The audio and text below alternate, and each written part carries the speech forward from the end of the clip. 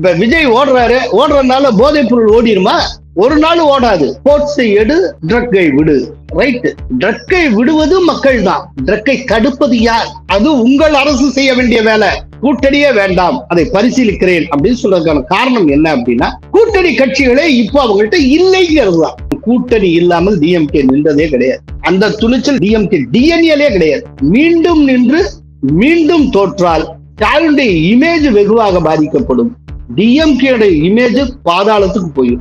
மன்னிப்பு கேட்பதற்கு கூச்சப்படாமல் இருப்பது, இப்படி ஒரு அரசியல்வாதியை வேற எங்கேயுமே பார்க்க முடியாது இந்தியால. அது ராகுல் காந்தி ஒருவர். கோலாகலாஸ் டிவி ஒரு பட்டத்தை வழங்குகிறது, மன்னிப்பு திலகம் ராகுல். கோலாகலாஸ் டிவி யூடியூப் சேனல், இது வாய்மையின் எக்காலம். போதை ஒழிப்பு விழிப்புணர்வு மாரத்தானில் பங்கேற்று ஓடியிருக்கிறாரே முதல்வர் விஜய். வணக்கம் நண்பர்களே. ஜூன் 26ஆம் தேதி சர்வதேச போதைப் பொருள் எதிர்ப்பு நாள். அதை முன்னிட்டு தமிழ்நாடு விளையாட்டு மேம்பாட்டு ஆணையம் ஒரு நிகழ்வுக்கு ஏற்பாடு செய்திருந்தது. அது என்னன்னா, போதைப் பொருள் ஒழிப்பு விழிப்புணர்வு தொடர்பான ஒரு மாரத்தான் ஓட்டத்துக்கு அது ஏற்பாடு செய்திருந்தது. ஸ்போர்ட்ஸை எடு, ட்ரக்ஸை விடு. இந்த மாரத்தான்ல தமிழக முதல்வர் விஜய் பங்கேற்று அவரும் ஓடி இருக்கிறார். இந்த மாதிரியான ஒரு ஓட்டம், மெல்லோட்டம், இதெல்லாம் எதுக்காக அப்படின்னா, ஒரு அடையாள நிகழ்வாக நடத்தப்படுகிற ஒன்று. ஒரு குறிப்பிட்ட விஷயம் சார்ந்து விழிப்புணர்வை மக்கள்கிட்ட கொண்டு போய் சேர்க்கிறது அப்படிங்கிறதுக்காக இது பரவலா இந்தியா முழுக்க, அதே போல உலகம் முழுக்க நடத்தப்படுகிறது. ஆனா இதுல முக்கியமான விஷயம் என்னன்னா, இதனாலாம் போதைப் பொருள் ஒழிந்து விடாது. இன்னொன்று, இதுல ஒரு தந்திரமான ஒரு விஷயம் இருக்கு. என்னன்னா, போதைப் பொருள் ஒழிப்பு அப்படிங்கிறத மக்கள் தலையிலேயே கட்டி விட்டுறது. அதாவது போதைப் பொருளை மக்கள் கைவிடணும் அப்படிங்கிற விழிப்புணர்வு உருவாக்கிக்கிட்டே போகுது. அரசுக்கு ஒரு பெரிய பொறுப்பு இருக்குல்ல, போதைப் பொருள் ஒழிப்புங்கிறது. அதை வலியுறுத்தக்கூடிய எந்த அம்சமும் இது போன்ற மாரத்தான்ல இடம்பெற. மக்கள் போதைப் பொருள் மேல ஆசை வைக்க கூடாது, மக்கள் போதைப் பொருளை கைவிடணும் அப்படிங்கறத மட்டுமே இந்த விதமான நிகழ்வுகள் வற்புறுத்தும், வலியுறுத்தும். அதை மட்டுமே போக்கஸ் பண்ணும். நம்ம என்ன சொல்றோம் அப்படின்னா, இப்ப ப்ரௌன் சுகர் அப்படிங்கிறது மக்களுக்கு எங்கேயாவது தெரியுமா? நேர போய் தேடி போய் வாங்க போறாங்க. அதனுடைய அவைலபிலிட்டி இந்த சமூகத்துல உருவாகிற போது அதை டேஸ்ட் பண்ணி பார்ப்போங்கிற மனநிலைக்கு அவன் வரலாம். அதாவது உலகத்தின் மிக மோசமான ட்ரக்ஸ் எல்லாம் இப்ப இந்தியால, குறிப்பா தமிழகத்துல புழங்கிட்டு இருக்கு. எவனோ ஒருத்தர் கொண்டு வரான், கொண்டு வந்ததுக்கு அப்புறம் அதை டேஸ்ட் பண்றான், டேஸ்ட் பண்ணதுக்கு அப்புறம் இந்த போதை அடிமையாக மாறுகிறான். அப்போ எங்கிருந்து இது ஆரம்பமாகுது அப்படின்னா, போதைப் பொருளை எவனோ ஒத்த அறிமுகப்படுத்துறான்ல இந்த சொசைட்டில, அவன்கிட்டேருந்து இந்த பிரச்சனை ஆரம்பமாகும். இப்ப அவனை ஒழிச்சுட்டால் இங்க போதைப் பொருள் நடமாட்டமே இருக்காது. ஆனால் அவனை ஒழிப்பதை வற்புறுத்தக்கூடிய எந்த அம்சமும் இது போன்ற மாரத்தான்ல இடம்பெறுவதே கிடையாது. இது ஒரு சடங்கு மாதிரி, இது ஒரு அரசு சடங்கு. கரெக்டா ஒரு குறிப்பிட்ட நாள்ல இந்த நாள் வரும், இந்த தினம் ஒண்ணு வரும், சர்வதேச போதைப் பொருள் எதிர்ப்பு நாள். அன்னைக்கு இதே போல ஒரு ஷோ காட்டுவாங்க. இந்த தடவை விஜய் இதே போல பண்ணிட்டார். இப்ப அடுத்த ஆண்டு ஜூன் 26ஆம் தேதி ஆதவ அர்ஜுனா இதே ஷோ கூட பண்ணலாம். இப்படியே வருஷத்துக்கு ஒரு ஷோ ஒண்ணு பண்ணிட்டு போவாங்க. ஆனால் போதைப் பொருள் நடமாட்டம் இருந்து கொண்டே இருக்கும். அப்படின்னா போதைப் பொருள் நடமாட்டத்தை நீங்க கட்டுப்படுத்தணும். அறவே இந்த போதைப் பொருளை நீங்க ஒழிச்சு கட்டணும்னா என்ன செய்யணும்? போதைப் பொருள் தமிழ்நாட்டுக்குள்ள நுழையக்கூடிய என்ட்ரி பாயிண்ட்லயே அதை தடுக்க ஆரம்பிச்சு. பெரும்பாலும் தமிழ்நாட்டுக்கு வரக்கூடிய போதைப் பொருள் ஸ்ரீலங்கால இருந்து வருதுங்கிறாங்க. அதே போல இப்ப வேலை இல்லாமல் இருக்கக்கூடிய முன்னாள் எல்டிடியினர் இந்த போதைப் பொருள் கடத்தல ஈடுபட்டு இருக்கிறார்கள் அப்படின்னு சொல்லப்படுவது உண்டு. இதற்கு முன்னால போதைப் பொருள் கடத்தல் தொடர்பா ஒரு சில பேரை வலசரவாக்கம் இந்த மாதிரி ஏரியால கைது செய்யப்பட்டாங்க. அப்படி கைது செய்யப்பட்டவங்க முன்னாள் எல்டிடியினரா இருந்திருக்காங்க. அதுல ஒரு சிலர் எல்டிடியுடைய அந்த ராணுவ தரப்புல ரொம்ப முக்கியமான பொறுப்பில் இருந்தவர்கள் அப்படிலாம் தெரிய வந்திருக்கு. அதற்கான ஆதாரங்கள்லாம் உண்டு. இப்படி இந்த என்ட்ரி பாயிண்ட்லயே அதை அரெஸ்ட் பண்ணணும். பெரும்பாலும் தூத்துக்குடி ஹார்பர் அது வழியா, அப்புறம் வேற இந்த கோஸ்டல் டெஸ்டினேஷன்ஸ்ல ஏதேதோ பாயிண்ட்ஸ்ல இருந்து உள்ள வருது. அப்புறம் அதை வாங்கி விற்கிறவங்க இந்த ஏதோ ஒரு இடத்துல கரெக்டா வருது, வந்தது இங்க வருதுன்னு தெரிஞ்சுட்டு அவங்க போய் திருட்டுத்தனமா கொண்டு வராங்க சரக்க. அதுக்கப்புறம் அதை கொஞ்சம் கொஞ்சமா சொசைட்டிக்குள்ள கொண்டு வராங்க. அதுல வளரக்கூடிய தலைமுறையா இருக்கக்கூடிய ஒரு +2 ஸ்டூடெண்ட்ஸ்ல இருந்து அவங்க டார்கெட் ஆரம்பமாகுது. இப்பல இருந்து ஸ்கூல்ல படிக்கிற பையனை வந்து அது பழக்கத்துக்கு அடிமையாயிட்டா அவன் தான் வளர்ந்து பெரியவனவன், காலேஜுக்கு போறப்ப அதை தேடுவான். அவன் மூலமா பல நண்பர்கள் குலாம் இந்த போதைப் பொருள் நுகர்வுக்கு கிடைப்பாங்க. வட்டம் விரிவடைந்து கொண்டே போய்விடும். சோ இதெல்லாம் டார்கெட் பண்ணி ஸ்கூல் ஸ்டூடெண்ட்ஸை டார்கெட் பண்ணி ஸ்கூல் ஏரியால இருந்து விற்க ஆரம்பிக்கிறாங்க. இது ஒரு பெரிய ராக்கெட். இதை செய்யறதுக்கு பெரிய தாதாக்கள் அவங்கவுங்க நிறைய பேர் இருக்காங்க. சோ இவங்களை வளைச்சு இவர்களை அரெஸ்ட் பண்ணி இந்த செயினை இந்த சப்ளை செயினையே நொறுக்கணும். இந்த இந்த போதைப் பொருள் மாஃபியாவே களை எடுக்கணும். அப்படின்னா அதை மட்டும் ஒழுங்கா செஞ்சாச்சுன்னா இந்த மாதிரி மாரத்தான் நடத்த வேண்டிய அவசியமே இருக்காது.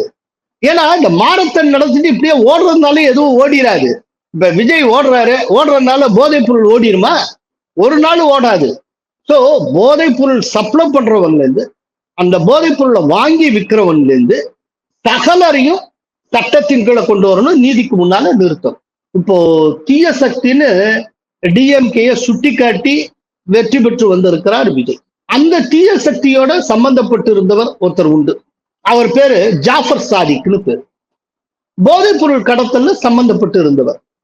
அவர் அரஸ்டே ஆகியிருந்தார். அதுக்கப்புறம் இப்ப ஜாமீன்ல வெளிவந்து பரம சௌக்கியமா இருக்காரு.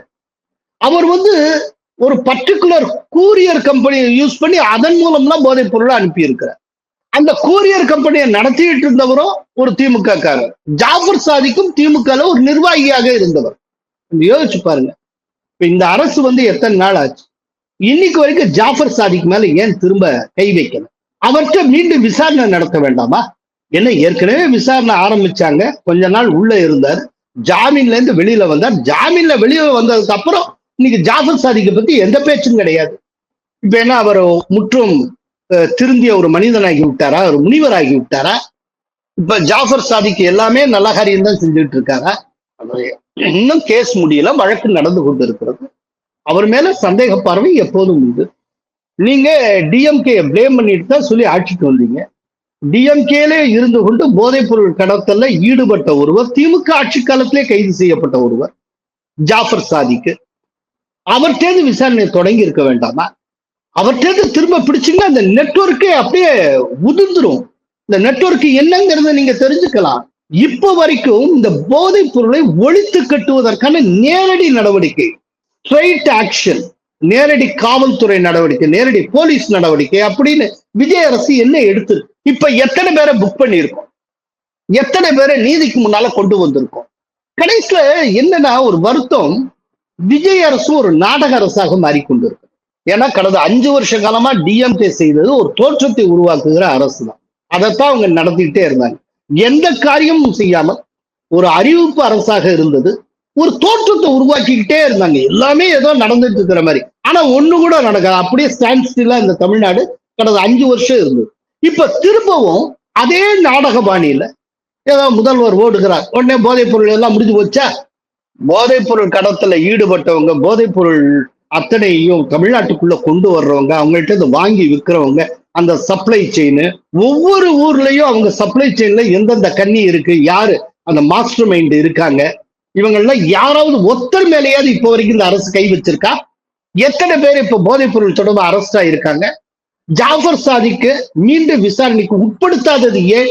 வெளியில வந்து டிஎம்கே பிளேம் பண்றாங்க, உள்ளுக்குள்ள மறைமுகமா டிஎம்கே ஆட்களோட ஏதோ ஒரு காம்ப்ரமைஸ் மோட்ல போயிட்டு இருக்கிற மாதிரி தோணுது. இப்போ மேகதாட்டு அணை சம்பந்தமா சட்டப்பேரவையில தீர்மானம் நிறைவேற்றினாங்க. அப்ப முக்கியமான திருத்தம் ஒண்ணு உதயநிதி ஸ்டாலின் சொல்லுகிறார், அதை ஏற்கிறேன்னு சிஎம் சொல்றாரு. உதயநிதி ஸ்டாலினை அவர் சார்ந்த கட்சியை எதிர்த்து தான் இவங்க ஆட்சிக்கு வந்தாங்க. ஒரு முக்கியமான தீர்மானத்துல டிஎம்கே சொல்லுகிற திருத்தத்தை பாஜக ஏற்றுக்கொள்ளுகிறது. அப்படின்னு என்ன அர்த்தம்? ஏன் இன்னைக்கு வரைக்கும் ஜாஃபர் சாதிக்க வெளியில விட்டு வச்சிருக்காங்க? அவர் மீது எடுத்த நடவடிக்கைகள் என்ன? அதனால முதல்வர் அவர்களே, நீங்க ஓடினா போதைப் பொருள் ஓடிராது. ஓடுவதை காட்டிலும் மிக முக்கியம் நடவடிக்கை, சட்டபூர்வமான நடவடிக்கை, காவல்துறை சார்ந்த நடவடிக்கை. போதைப் பொருள் கடத்துவோர், போதைப் பொருளை தமிழகத்துக்கு கொண்டு வருவோர், அவரிடமிருந்து வாங்கி விற்போர், அந்த என்டையர் விநியோக சங்கிலியே அறுத்து எறியப்பட வேண்டும். அப்படி நடந்தால் மட்டும்தான் இங்க போதைப் பொருளை ஒழிக்க முடியும். தமிழ்நாட்டுல போதைப் பொருளே கிடைக்கல அப்படிங்கிற ஒரு சூழ்நிலை ஏற்பட்டு விட்டால் போதை அடிமைகளாக இருக்கிறவர்கள் கொஞ்சம் கொஞ்சமாக விடுபட்டு விடுவார். அது கிடைக்கிறது, அதனுடைய அவைலபிலிட்டி இருந்துகிட்டு இருக்கிற வரைக்கும் நீங்க சும்மா இப்படி மாரத்தான் ஓட்டம் நடத்திட்டு இருக்கிறதுனால போதைப் பொருளை ஒழித்து விட முடியாது. அதாவது விஜய்கிட்ட ஒன்னே ஒண்ணு கேட்க விரும்புறேன். நீங்க ஓடின அந்த மாரத்தான்ல ஒரு ஸ்லோகத்தை முன்வைக்கிறீங்க, ஸ்போர்ட்ஸை எடு, ட்ரக்கை விடு அப்படின்னு. ரைட்டு, ட்ரக்கை விடுவது மக்கள் தான், ட்ரக்கை தடுப்பது யார்? அது உங்கள் அரசு செய்ய வேண்டிய வேலை. இப்ப அதை யார் செய்ய போறா? இப்ப அதை உங்களுக்கு உணர்த்துறதுக்கு இனிமேல் நாங்க தான் மாரத்தான் ஓட்டம் நடத்தணும் போல இருக்கு. அதனால அரசு தன்னுடைய வேலையை ஒழுங்கா செஞ்சதுன்னா இந்த ட்ரக்குக்கெல்லாம் வேலையே கிடையாது சமூகத்துல, அதுவாகவே காணாமல் போய்விடும். அதனால விஜய் சும்மா இந்த மாதிரி ஷோ காட்டுற மாதிரி ஓடிக்கிட்டு இருக்காம தன்னுடைய அரசு இயந்திரத்தை சரியாக அவர் ஓட்ட வேண்டும். அடுத்த தலைமுறை மீதும் இளைய தலைமுறை மீதும் முதல்வர் அவர்களுக்கு மரியாதை இருந்தார். முதல்ல இந்த போதைப் பொருள் தொடர்பான அத்தனை அயோக்கியர்களையும் அத்தனை தாதாக்களையும் ஒழித்து கட்ட வேண்டும். அவர்கள் செல்ல வேண்டிய இடம் சிறை என்பதை அவர்களுக்கு உணர்த்த வேண்டும். என்ன கேட்டா அது ஜாஃபர் சாதிக்கிலே தான் ஆரம்பிக்கலாம், தவறு இல்லை. கூட்டணியே வேண்டாம் என்கிறார் ஆர் ராசா, பரிசீலிக்கிறேன் என்கிறார் மு.க. ஸ்டாலின். திமுக தனித்து நிற்குமா? திருவாரூர் அருகே உள்ள காட்டூரில் இருக்கும் கலைஞர் கோட்டத்தில் வைத்து முன்னாள் அமைச்சர் மதிவானில் உள்ள திருமண நிகழ்வு நடைபெற்றது. அதுல ஸ்டாலின் அவர்கள் கலந்து கொண்டார், அதே போல ராசாவும் கலந்து கொண்டார். ராசா பேசுறப்போ ஒரு முக்கியமான கோரிக்கையை முன்வைத்தார். அது என்னன்னா, நமக்கு கூட்டணியே வேண்டாம், இனி கூட்டணி இல்லாமல் தேர்தலை எதிர்கொள்வோம், அந்த முடிவை நாம் எடுக்க வேண்டும் அப்படின்னு அவர் சொல்லி இருக்கிறார். தயவு பண்ணி அறிவிங்க, கூட்டணி இனிமேல் யாரோடும் இல்லை, திமுக தனித்து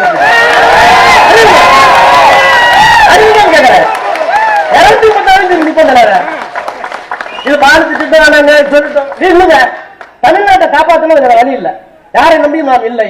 அவருக்கு பிறகு பேச வந்த ஸ்டாலின் கூட்டணி இல்லாமல் தேர்தலை எதிர்கொள்வது அப்படிங்கிற விஷயம் தொடர்பாக நாம் பரிசீலிப்போம் அப்படின்னு சொல்லி இருக்கிறார். இந்த கிடைக்கூடிய மக்கள் எல்லாம் கூட்டணியே தேவையில்லை என்றுதான் நிச்சயமாக அதையும் நாங்கள் விரைவில் பரிசீலிப்போம்.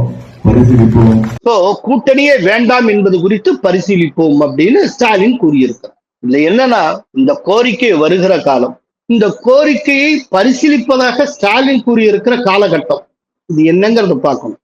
கூட இருந்த கூட்டணி கட்சிகள், அதுவும் IUML உள்பட, இந்திய யூனியன் முஸ்லீம் லீக் உள்பட எல்லா கட்சிகளும் டிஎம்கே காலை வாரி விட்டு தாவேகா பக்கம் போய்விட்டார். வைகோ விரைவில் தாவேகா பக்கம் போய்விடுவார் என்று தெரிகிறது. ஏற்கனவே மதிமுக சைட்ல இருந்து டிஎம்கேக்கு எதிரான விமர்சனங்கள் சீறி பாய்ந்து கொண்டே இருக்கின்றன. அவரும் கைவிட்டு விடுவார். கடைசியில் தேமுதிக மட்டும்தான் டிஎம்கேட ஒட்டிட்டு இருக்கும் போல இருக்கு. இப்படிப்பட்ட ஒரு சூழ்நிலையில, ஆல்ரெடி கூட்டணியே இல்லாமல் போன ஒரு சூழ்நிலையில கூட்டணியே வேண்டாம் என்று சொல்லுகிற முடிவை திமுக எடுக்கும் போல தெரிகிறது. இதுதான் டிஎம்கேட இந்த படங்காற்ற வேலைங்கிறது. என்னன்னா, கூட்டணி கட்சிகள் நான் வரேன் நீ வரேன் அப்படின்னு போட்டி போட்டு இருக்க காலத்துல எனக்கு கூட்டணி கட்சியில எதுவும் தேவையில்லை, கூட்டணி இல்லாமலேயே நாங்கள் தேர்தலை சந்திப்போம் அப்படின்னு எடுத்திருக்கணும். ஜெயலலிதா எடுத்தாங்க பாருங்க, அது பேர் துணிச்சல், அது பேர் அரசியல். இன்னைக்கு எல்லாரும் டிஎம்கே கைவிட்டுட்டு வெளியில வந்தாச்சு. இனிமேல் டிஎம்கே கூவி கூவி வாங்க வாங்கன்னு அழைத்தாலும் ஒரு கட்சி கூட டிஎம்கேயுடன் ஒட்டிக்கொள்வதற்கு கூட்டணி வைப்பதற்கு தயாராக இல்லை. யாருமே தயாராக இல்லை அப்படின்னு தெரிஞ்ச ஒரு சூழ்நிலையில இனி நாங்கள் கூட்டணி வைக்க மாட்டோம் அப்படிங்கிற முடிவை இவங்க எடுக்கிறாங்களாம். எப்படி? ஏன் கூப்பிட்டு பாருங்களேன், யாராவது வர்றாங்களா பார்ப்போம். கூட்டணி வைக்கிறதுக்கு ஒருத்தரும் இல்லைன்னு தெரிஞ்சுக்கிட்டாச்சு. சோ மற்றவர்களால் டிஎம்கே நிராகரிக்கப்படுகிறது அப்படிங்கிறது தெளிவாகி கொண்டு வருகிற சூழ்நிலையில நாங்கள் மற்றவர்களை நிராகரிக்கிறோம் அப்படின்னு மீசையை முறுக்கிட்டு, அதாவது சூடாப்பானா டைப், இந்த விதமா சூடாப்பானா முடிவுகள்லாம் டிஎம்கே தான் எடுக்கும். எனக்கு கூட்டணி தேவையில்லை, கூட்டணி இல்லாமலேயே என்னுடைய சொந்த பலத்தில் என்னால் நிற்க முடியும், வெல்ல முடியும் அப்படின்னு இருந்தால் ஜெயலலிதா முடிவெடுத்தாங்க பாருங்க. பல கூட்டணி கட்சிகள் ஏடிஎம்கேயோட ஒட்டிக்கொள்ள தயாராக இருந்த சூழ்நிலையிலும் கூட்டணி வேண்டாம் தனித்து நிற்பேன் அப்படின்னு ஒரு முடிவு எடுத்தாங்களா, அந்த மாதிரி முடிவு எடுத்திருக்கணும். அது ஒரு வீரம் செறிந்த முடிவு, ரொம்ப புத்திசாலித்தனமான முடிவு, ராஜதந்திர முடிவு, அதன் பெயர் அரசியல். இன்னைக்கு எல்லாராலையும் நீங்க கைவிடப்பட்டாச்சு. கூட வர்றதுக்கு ஒரு கட்சி கிடையாது, தேமுதிக தவிர்த்து. யாரு இனிமே வரமாட்டாங்கன்னு தெரிஞ்சு போச்சு. இப்ப மற்றவங்களால நிராகரிக்கப்படுறதுக்கு முன்னாலேயே முந்திக்கிட்டு எனக்கு கூட்டணி கட்சியெல்லாம் வேண்டாம்னு இவங்க சொல்லிக்கிறாங்களா. அதாவது டிஎம்கே முதல்ல தேர்தலை சந்திச்ச நாள்ல இருந்து கடைசி இந்த 2026 தேர்தல் வரைக்கும் கூட்டணி இல்லாமல் டிஎம்கே நின்றதே கிடையாது. அந்த துணிச்சல் டிஎம்கே டிஎன்ஏலே கிடையாது. இப்ப எங்க இருந்து வீரம் வருது அப்படின்னா கூட்டணி கட்சிகளே விட்டுட்டு போயாச்சு. இப்ப வெறுங்கட்சியா நிக்குது. யாரும் வரமாட்டாங்க போல இருக்கு. யாரும் என்ன தேடி வரமாட்டாங்கிறாங்க அப்படிங்கிறது எக்ஸ்போஸ் ஆறதுக்கு முன்னால அவர்கள் என்ன வராமல் இருப்பது, நாங்களே வேண்டாம் என்று சொல்லிவிட்டோம் அப்படின்னு ஒரு ஃபீல் ஆகுறது. இது எப்படின்னு பாருங்க. இந்த விதமான ஒரு அரசியல் இருக்குல்ல, இந்த அரசியலை டிஎம்கே எப்போதுமே செய்யும். அதாவது ஒரு டயத்துல ஜெயலலிதா சென்னை முழுக்க ஜெயிச்சுக்கிட்டு இருக்காங்க. கலைஞருக்கே கிளி வந்துருது. ஆஹா, சென்னையில ஜெயிக்க ஆரம்பிச்சிட்டாங்க, நம்ம நின்னா தோத்து போகணும். இப்ப தோல்வி பயத்தினால அவர் ஓடி போய் திருவாரூர்ல நிக்கிறார். இப்போ எங்கேயாவது எக்ஸ்போஸ் ஆயிட்டா, இந்த தோல்வி பயத்தினால தான் அங்க போறோம்னு எக்ஸ்போஸ் ஆயிட்டா உடனே அதுக்கு கலைஞர் ஒரு சால்ஜாப்பு. நேற்றைக்கு வரைக்கும் அது ரிசர்வ் கான்ஸ்டிடுவன்சியா இருந்தது, இப்போது பொது தொகுதியா மாறிவிட்டது. நானும் என்னுடைய அந்திம காலத்தில் இருக்கிறேன், எனவே என்ன சொந்த ஊர்ல நிற்க போகிறேன், அதற்காக திருவாரூர் போகிறேன் அப்படின்னு. இப்படியா ஏதோ அதே போல ஒரு தடவை எனக்கு நல்ல ஞாபகத்துல இருக்கு. இவங்க பதவி ஏற்ப ஏதோ முக்கியமான நிகழ்வு பிள்ளையார் சதுர்த்தி அன்னைக்கு நடக்குது. கரெக்டா அந்த நாளை பார்த்து நல்ல நேரம் பார்த்து அவங்க பதவி ஏற்றிருக்காங்க. என்ன இப்படி அப்படின்னு கேட்டதுக்கு, இல்லை இன்றைக்குத்தான் அண்ணாவின் பிறந்த நாள், அதனால் நான் இன்றைக்கு பதவி ஏற்றேன் அப்படின்னு அவர் ஒண்ணு. இதே போல ஒரு காரணத்தை உருவாக்கிப்பாங்க. ஆனா உண்மையான காரணம் வேற ஒண்ணா இருக்கும். அதே போல கூட்டணியே வேண்டாம், அதை பரிசீலிக்கிறேன் அப்படின்னு சொல்றதுக்கான காரணம் என்ன அப்படின்னா, கூட்டணி கட்சிகளே இப்போ அவங்கள்ட்ட இல்லைங்கிறது தான். என்னை விட்டுட்டு எல்லாரும் போயிட்டாங்கன்னு எப்படிங்க வெளிப்படையா சொல்ல, அசிங்கமால போகும். அதுக்கு பதிலா கூட்டணி கட்சிகளை நாங்களே நிராகரிக்கிறோம்னு அப்படி தெனாவட்டா சொல்லிக்கிறது. இந்த விதமான ஜிம்மிக்ஸ ஒவ்வொரு தடவையும் டிஎம்கே செய்து கொண்டேதான் இருக்கிறது. ஆனால் இதுவரைக்கும் டிஎம்கே செஞ்சுட்டு வந்திருக்க ஒரே ஒரு காரியம் என்னன்னா, கூட்டணி பலத்தை தன்பலம் போல காட்டிக்கொண்டு வரும். அதை தொடர்ந்து செஞ்சுட்டு வந்திருக்கு. ஆனால் இனிமேல் காட்டிக்கொள்ள முடியாது. டிஎம்கே தன்னுடைய சுயபலத்தில் தான் நின்றாக வேண்டும். இனி அடுத்து வரக்கூடிய தேர்தலில் டிஎம்கேயுடைய சுயபலம் என்ன என்பது தெரிந்துவிடும். டிஎம்கே அம்பலமாவதற்கான நாள் வெகு தொலைவில் இல்லை. மீண்டும் சட்டப்பேரவைக்கு வருவார் மு.க.ஸ்டாலின் என கே.என். நேரு கூறியிருக்கிறாரே, இந்த வார்த்தையை கே.என். நேரு சொல்லி இருக்கிறது ரொம்ப முக்கியமா. தலைவரை பார்த்து கேட்கிறார், இன்னும் அப்பா வேணும், அருவா சீக்கிரமா வந்துருவார். சட்டமன்றத்தில் மீண்டும் பொறுப்பேற்பார், அது உறுதி. நேற்று வரைக்கும் கவனம் தான் கட்சிக்காரன் தான், நேற்று பேசினாமா, அதுல இருந்து கிளம்பி உட்கார்ந்தாங்க. எல்லாரும் தமிழ்நாடு முழுவதும் கட்சிக்காரன் விட்டுட்டு தேடக்கூடாது அப்படின்ற. எனக்கு என்ன தோணுன்னா, திருச்சி ஈஸ்ட்ல ஸ்டாலினை நிறுத்தி வைக்கக்கூடிய முயற்சி இருக்குமோ என்று நான் சந்தேகப்படுகிறேன். திருச்சி ஈஸ்ட்ல நடக்கக்கூடிய இடைத்தேர்தலை ஸ்டாலினை நிறுத்தி வைத்து அவரை ஜெயிக்க வைப்பது, அதன் மூலம் எப்படியாவது ஸ்டாலினை சட்டப்பேரவைக்குள் கொண்டு போவது, இந்த மாதிரியான ஒரு ஐடியா போயிட்டு இருக்கு அப்படின்னு தோணுகிறது. ஆனா இதுல ஒரு ஆபத்து இருக்கு. என்ன அப்படின்னா, ஸ்டாலின் திருச்சி ஈஸ்ட்ல நிக்கலாம், தப்பே கிடையாது. அவர் நின்று ஜெயிக்கணும், இதெல்லாம் ஒரு விஷயம். ஒருவேளை நின்று திருச்சி ஈஸ்ட்லையும் தோத்துட்டாரு வைங்க, அது ரொம்ப அசிங்கமா போய் பேக் டு பேக் ஸ்டாலின் தோற்றது போல ஆகிவிடும். அது ரொம்ப ரிஸ்க், ரொம்ப ரொம்ப ஒரு ரிஸ்கான விஷயம். ஏன்னா திருச்சி ஈஸ்ட்ங்கிறது விஜய் நின்ற இடம். அப்போ விஜயுடைய இம்பாக்ட் ரொம்ப அதிகமா இருக்கும். இப்ப விஜய் அங்க ஒரு கேண்டிடேட்டை நிறுத்திட்டு, இந்த கேண்டிடேட்டை நான் விஜய் நிக்கிறதாவே நினைச்சு போடுங்க அப்படின்னு சொல்லுவாரு.